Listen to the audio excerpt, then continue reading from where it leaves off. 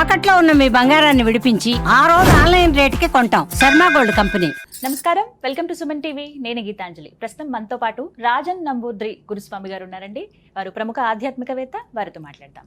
గురుగారు నమస్కారం అండి. నమస్కారం. స్కూల్స్ మళ్ళీ స్టార్ట్ అయిపోతున్నాయి. అవునండి, సెలవులు ఇంకా దాదాపుగా అయిపోయినట్టే. అవును. చాలా మంది ఏంటంటే పిల్లలు కొంచెం ఉత్సాహంగా ఉంటారు మళ్ళీ స్కూల్కి వెళ్ళాలంటే, కొంతమంది.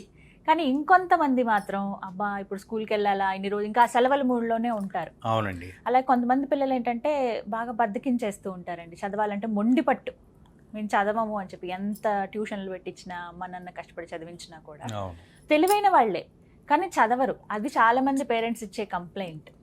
అవును. సో అసలు వీళ్ళని ఎలా మార్చుకోవాలి? దాంతోపాటుగా ఆటిజం ఈ రోజుల్లో చాలా వరకు పిల్లల్లో చూస్తున్నాము.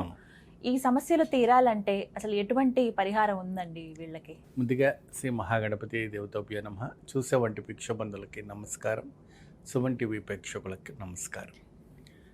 పూర్వం మన చిన్నతనంలో మనకి పెద్దవాళ్ళంతా కూడాను ఒక సాంప్రదాయంగా ఒక పద్ధతిగా పెరిగేవాళ్ళు.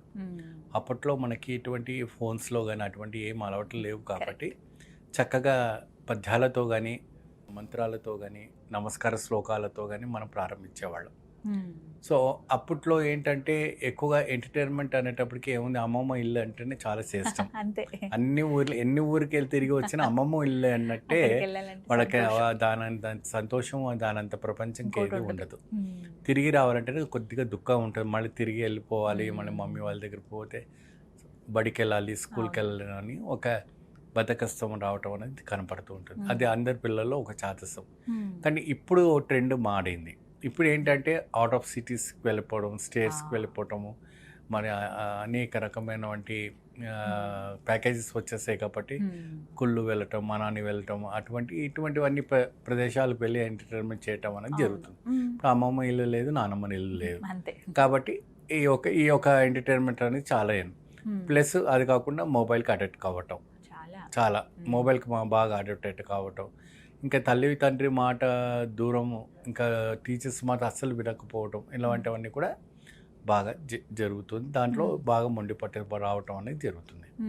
సో స్కూల్స్ ఇప్పుడు త్వరలో ఓపెన్ అవుతున్నాయి, ఈ వారంలో ఓపెన్ అవుతున్నాయి అన్నప్పటికీ కొందరికి ఇష్టంగా వెళ్తూ ఉంటారు, కొంతమంది దుఃఖం అవుతుంది బాగా. సో ఇలాంటి వారికి కొద్దిగా విశేషమైనటువంటి రూట్ ఉంది.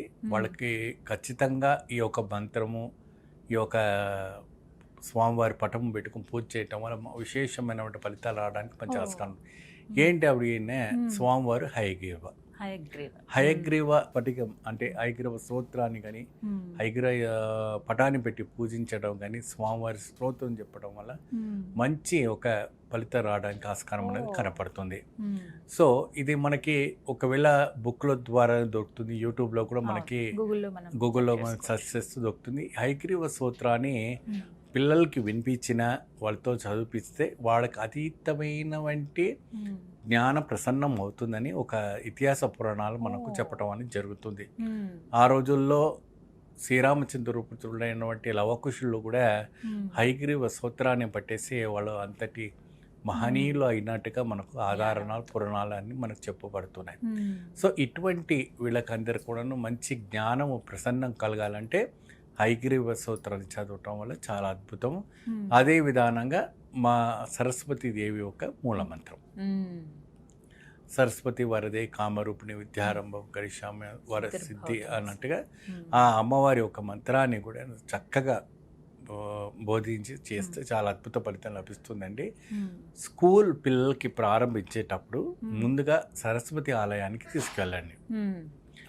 ఫస్ట్ ఆ సరస్వతి ఆలయానికి తీసుకెళ్ళిన తర్వాత అమ్మవారికి అక్కడ సరస్వతి ఆలయంలో పిల్లల చేతన తెల్లటి చీర అమ్మవారికి ఇచ్చిన తర్వాత అక్కడ పెన్సిల్స్ కానీ పలకలు కానీ లేకపోతే బల్పం కానీ లేదంటే ఇంకేదైనా అమ్మవారికి సంబంధించిన ఆయుధాలు ఏది ఉంటుందంటే ఇవే బల్పాలు అంటారు, స్లేట్ పెన్సిల్స్ అని అంటారు.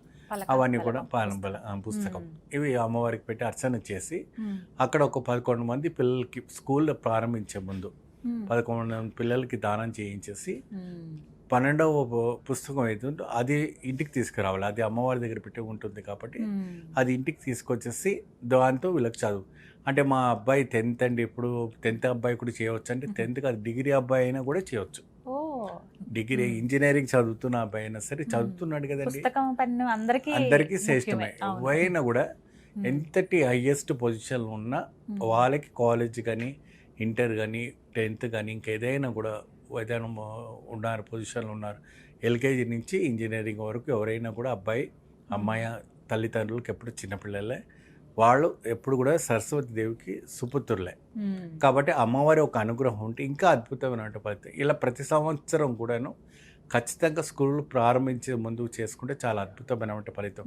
ఎట్లాగో మనం సరస్వతి మూలా నక్షత్రంలో చేస్తాం, అది వేరే విషయం. కానీ ఈ యొక్క విశేషమైనటువంటి రోజుల్లో ఈ యొక్క అద్భుతమైనటువంటి ఫలితాలు రావాలంటే ఈ యొక్క హయగ్రీవ సూత్రాన్ని చదవటం వల్ల, అమ్మవారి ఒక ఈ పుస్తకాలు దానం చేయటం వల్ల అతీతమైనటువంటి ఫలితాలు రావడానికి ఆస్కారం కనపడుతుంది. ఇదొకటి అందరూ గుర్తుపెట్టుకోవాలి, చాలా దృష్టి ఈ పెట్టుకోవాలి. ఆటిజం ఉన్న పిల్లలకి గురువు గారు, వాళ్ళకి అంటే వాళ్ళు పఠించలేరు కదా, చెప్పమన్నా కూడా చెప్పరు, కొంచెం హైపర్ యాక్టివ్ గా ఉంటారు కదా. అవును, అలాంటి వాళ్ళని అసలు ఎలాగ చేయాలండి? మెడిటేట్ ద్వారా చేసుకోవచ్చు. మెడిటేట్గా అంటే మెడిటేషన్స్ ద్వారా వాళ్ళు మోల్డ్ చేసుకోవాలి. వాళ్ళు చెప్పడం రాకపోకపోయినా తల్లి పఠించవచ్చు, తల్లి గల్లి తండ్రి కానీ ఎవరైతే ఉన్నారో వాళ్ళు కాస్త పఠిస్తే పిల్లలకు వర్తిస్తుంది. ఎందుకంటే వాళ్ళు ఏం చేయలేరు, వాళ్ళు ఏం చేయలేరు కాబట్టి తల్లి తండ్రి పట్టించి ఆ తీర్థం ఏదైతే ఉందో వాళ్ళకి నోట్లో 3 సార్లు కేశవ మాధవ మధుసూదన్ అని చెప్పి ఆ తీర్థాన్ని ఆ ఒక్క పిల్లలకి పోయటం వల్ల కూడా ఆ జ్ఞానం అనేది ఇంప్రూవ్మెంట్ రావటం అనేది జరుగుతుంది.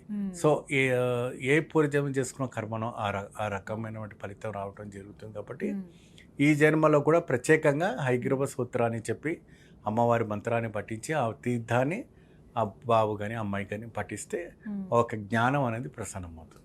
ఇబ్బంది పడే అవసరం లేదు, అసలు దర్శనమే ఒక ముఖ్యమైనది. అంటే ఇప్పుడు ఈ మధ్య కాలంలో గురుగారు కొన్ని హయగ్రీవ ఆలయాలు కూడా మనం చూస్తున్నాం, ప్రతిష్ఠిస్తున్నారు. చక్కగా అక్కడికి వెళ్ళిపోయినా కూడా చాలా అద్భుతమైన ఫలితాలు లభిస్తుంది. అంటే ఇదివరకు అయితే మనకు తిరుపతిలోనే ఉండేది, తిరుపతిలోనే దర్శనం చేసుకునే వాళ్ళం. సో ఈ మధ్యకాలంలో సికింద్రాబాద్లో కూడా మనకి ఒక 2-3 ఆలయాలు ఉన్నట్టుగా తెలుసు. సంగారెడ్డిలో కూడా నేను ఒక విరాట్ వెంకటేశ్వర స్వామి దేవాలయం అక్కడ కూడా వెళ్ళారమ్మా, అక్కడ కూడా స్వామివారి పక్కనే కొలువై ఉంటారు. లక్ష్మీ అమ్మవారి నల్ల కూర్చోబెట్టుకుని హయగ్రీవ స్వామి ఉంటారు. చాలా బాగుంటుంది, ఎందుకంటే సరస్వతి అమ్మవారికి జ్ఞానాన్ని అందించిన దైవం ఆయన, అది దైవం. చాలా చక్కగా వివరించారు గురుగారు, ధన్యవాదాలు. నమస్కారం.